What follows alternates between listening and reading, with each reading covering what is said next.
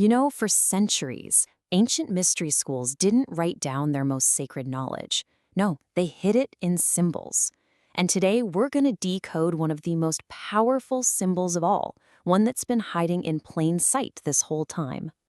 No, have you really looked at it? Because think about it. Millions of us carry this thing around in our wallets every single day, but almost nobody notices the huge message embedded right there on the back. It's a message that's been waiting. Well, pretty much waiting for you to find it. See, that pyramid? It's way more than just a piece of American history. According to these deep, esoteric traditions, the mystical schools of thought that actually influenced some of America's own founding fathers, it's a living blueprint. It's basically a map for your own personal transformation and a call to action to reclaim your power as the creator of your own reality. All right, let's dive in. We're going to start by unpacking this little secret you've been carrying around. It's time to look past the ink and paper and really see what this ancient symbol is trying to tell us. So, the Great Seal has this fascinating double meaning, right? On one level, it's totally patriotic. The 13 layers, that's the 13 original colonies, a symbol of national unity. Simple enough. But then there's this other, deeper layer, the esoteric meaning. And that's all about an initiatory path, a personal journey of waking up, of rising awareness and total transformation. And this is really the core of the whole thing. If you look closely, you'll see the pyramid isn't finished. That gap at the top, it's there on purpose. It's an invitation. It's a symbol that your own growth, your own evolution, is a journey, not some final destination you arrive at. And guess who lays the next stone? Yep, you do. Now, a symbol this powerful doesn't just pop up out of nowhere. Oh no. Its power comes from a really, really long history of mystical and philosophical thought. So let's trace how it made its way from ancient blueprints right into our modern world. So check this out. The seal gets adopted way back in 1782 by founding fathers who were definitely into these esoteric traditions. But the real game changer, that happens in 1935. That's when President Franklin D. Roosevelt, who just so happened to be a 33rd degree Freemason, that's a really high-level member of that spiritual fraternity, he's the one who puts the seal on the dollar bill. And just like that, it becomes this subtle, spiritual reminder for literally everyone. And what's really wild is that the pyramid's design seems to echo patterns that are woven throughout the entire cosmos. Get this, ancient skywatchers noticed that over an 8-year cycle, the planet Venus traces a nearly perfect 5-pointed star across the sky. How cool is that? Now to them, this wasn't just random. It was a divine blueprint, a pattern for harmony and transformation, a universal code that's mirrored in the pyramid, and they believed deep inside each one of us. Okay, so this is all really fascinating, but how do we actually use this blueprint in our own lives? Well, that's the beautiful part. The pyramid lays out a super clear, structured path. It's a 3-step journey to becoming a conscious creator. So, step 1 is self-realization.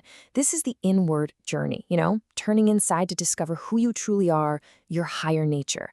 Then, once you have that, you move to step 2. Divine manifestation. This is where you take all that inner wisdom and you start expressing it out in the world.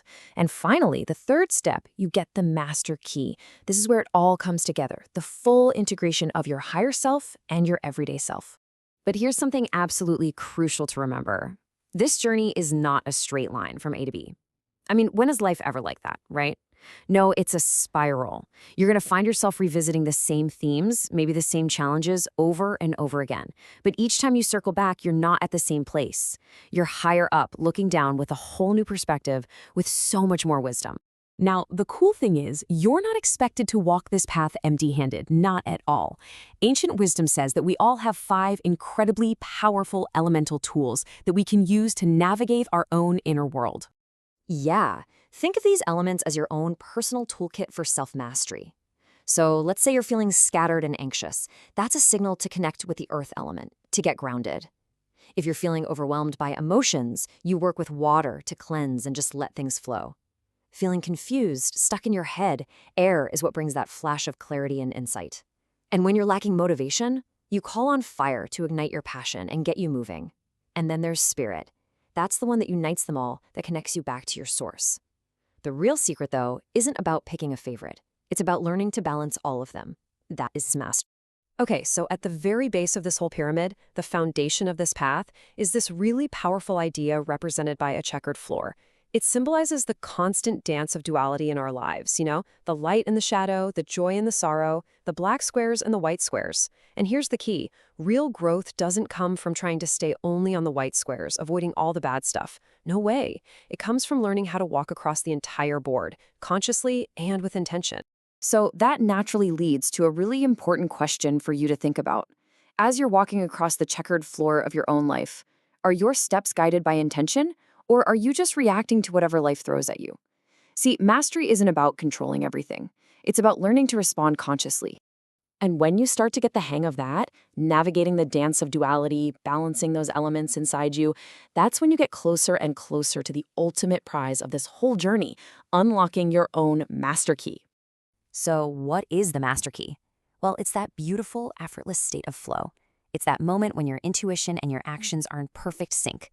Your inner wisdom, your higher self, and your outer actions in the world, your lower self, they stop being two separate things and they just move as one. A single, seamless expression of who you really are. So how do you actually do this, like day to day? Well, it all starts with getting crystal clear on what you truly desire. Then, and this is the magic part, you have to embody the feeling of having it right now, not someday in the future. Once you're in that state, you just start taking small, consistent actions that are aligned with that feeling. And you have to trust the process and learn to respond to life's twists and turns not with resistance, but from that place of creative flow. Because ultimately, what this entire journey reveals is one profound truth. It's not about finding something out there. All the power, it has always been right inside you. And that means you're not just looking for the answers, you are the answer. Everything you could ever possibly need, it's already a part of you. And maybe the most empowering part of all is realizing this. You are both the architect of your life and the masterpiece that's being built.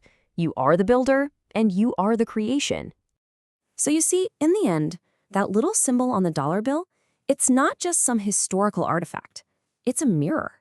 It's been reflecting your own limitless potential back at you this whole time, just waiting for you to finally notice.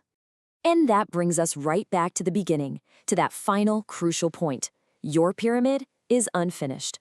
The great work is always ongoing. So I'll leave you with this question. What stone, no matter how big or how small, are you going to lay today?